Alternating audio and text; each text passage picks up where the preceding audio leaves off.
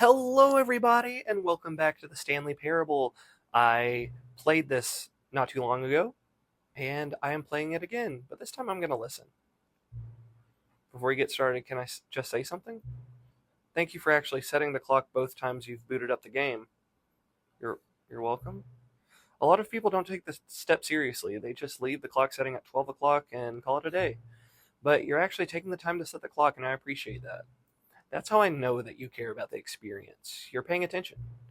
I don't even have a way of knowing if the times you're setting are correct. Tell you what, I'll make you a deal. Since you've been so cooperative, next time you boot up the game and see this screen, just set the clock to your favorite time. Go ahead, pick which time you want, even if it's not the correct time. You've earned it. All right. I'll let you get back to the video game now. Okay, thanks. That is kind of creepy. Begin the game. We're starting from the beginning. Here we go. This is the story of a man named Stanley. Stanley worked for a company in a big building where he was employee number 427. Employee number 427's job was simple. He sat at his desk in room 427 and he pushed buttons on a keyboard. Orders came to him through a monitor on his desk, telling him what buttons to push, how long to push them, and in what order. This is what employee 427 did every day of every month of every year. And although others might have considered it soul-rending, Stanley relished every moment that the orders came in, as though he had been made exactly for this job. And Stanley was happy. And then one day, something very peculiar happened. Something that would forever change Stanley. Something he would never quite forget. He had been at his desk for nearly an hour when he realized that not one single order had arrived on the monitor for him to follow. No one had showed up to give him instructions, call a meeting, or even say hi. Never in all his years at the company had this happened, this complete isolation.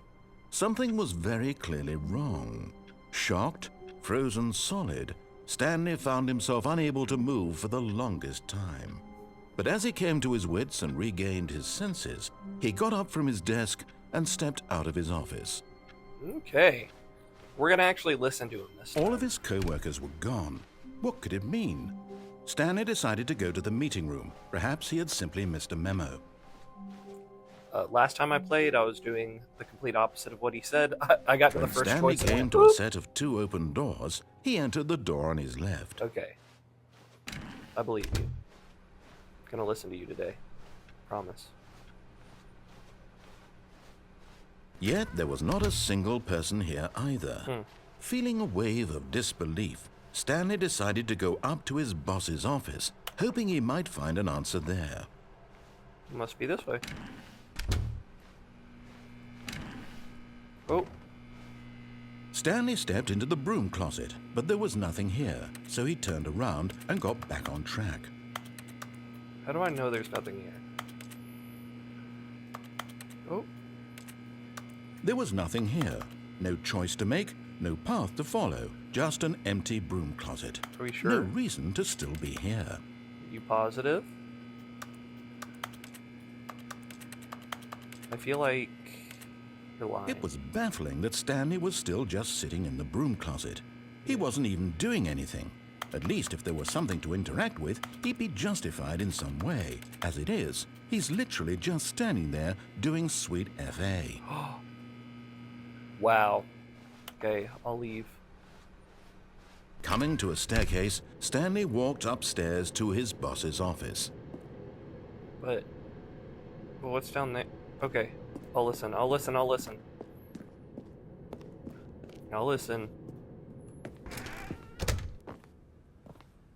Is this the boss's office?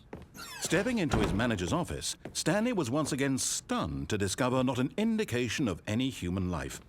Shocked, unraveled, Stanley wondered in disbelief who orchestrated this. What dark secret was being held from him? What he could not have known was that the keypad behind the boss's desk guarded the terrible truth that his boss had been keeping from him. and so the boss had assigned it an extra secret PIN number. Okay. 2845. But of course, Stanley couldn't possibly have known this. Yet incredibly, by simply pushing random buttons on the keypad, Stanley happened to input the correct code by sheer luck. Amazing. You just told me. He stepped into the newly opened passageway. Where? Oh, there. I'm going.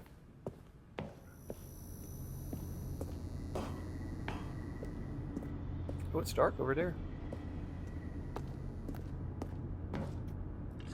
I'm assuming that's the direction I had to go since it was lit up. Oh, it's loading. Descending deeper into the building, Stanley realized he felt a bit peculiar. It was a stirring of emotion in his chest, as though he felt more free to think for himself, to question the nature of his job. Why did he feel this now, when for years it had never occurred to him? This question would not go unanswered for long. Okay. Oh my god. Don't hurt me. Stanley walked straight ahead through the large door that read Mind Control Facility. But, God, okay, fine. It feels so easy to do the opposite of what he says. The lights rose on an enormous room packed with television screens. What horrible secret did this place hold? Stanley thought to himself. I think that Did he have the strength to find out? Maybe. Man, we got some heavy feet. Now the monitors jumped to life, their true nature revealed. Oh, wow. Each bore the number of an is me. employee in the building, Stanley's co-workers.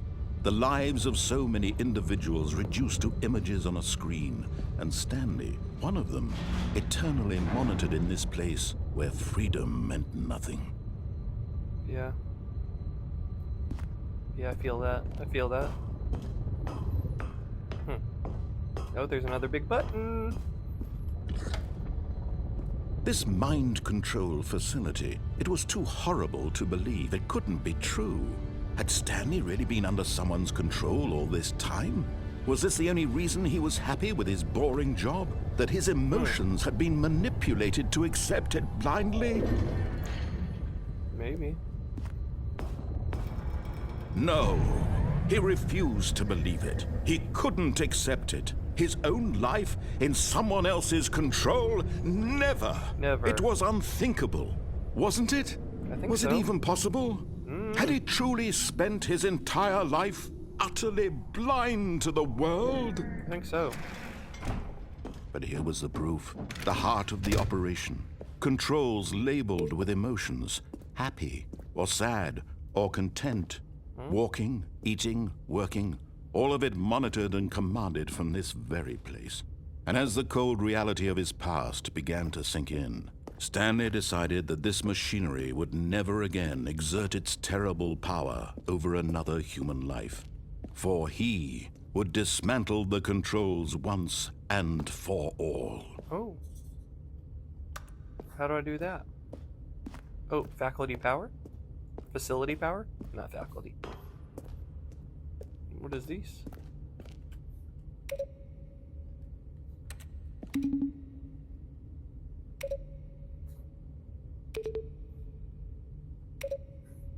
I thought clicking that 5 times would have done something. Okay. What do we got going on over here? And when at last he found the source of the room's power, he knew it was his duty, his obligation, to put an end to this horrible place and to everything it stood for. Oh, I did it.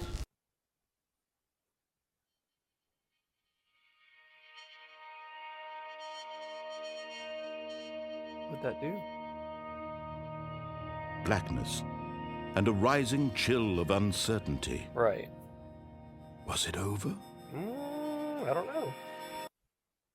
Oh my god. Yes. He had won. He had defeated the machine. unshackled himself from someone else's command. Freedom was mere moments away. Pretty sure. And yet, even as the immense door slowly opened, Stanley reflected on how many puzzles still lay unsolved.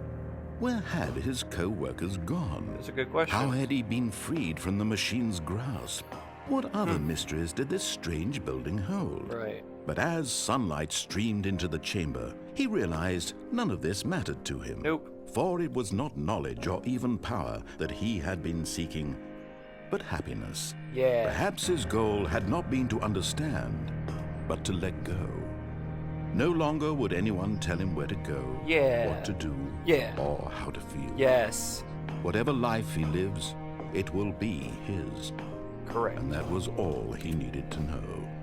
It was perhaps the only thing worth knowing. Stanley stepped through the open door. Stanley felt the cool breeze upon his skin, the feeling of liberation, the immense possibility of the new path before him. This was exactly the way, right now, that things were meant to happen. And Stanley was happy. Yay. Yay. Beat the game. Wow, I got a trophy for beating the game. Uh-oh. Oh, and then you just start back over, huh? All of his co-workers were Yeah, gone. wow. What could it mean? Stanley decided to go to the meeting room. Perhaps he had simply missed a Okay. memo. There's so much more that I could do in this game. But let me know if you want to see more stuff on this game. Please put it in the comments below. Make sure to give this video a thumbs up if you do end up liking it. Click that subscribe button. I'd really appreciate it. Thank you so much. And as always, I will see you next time. Goodbye.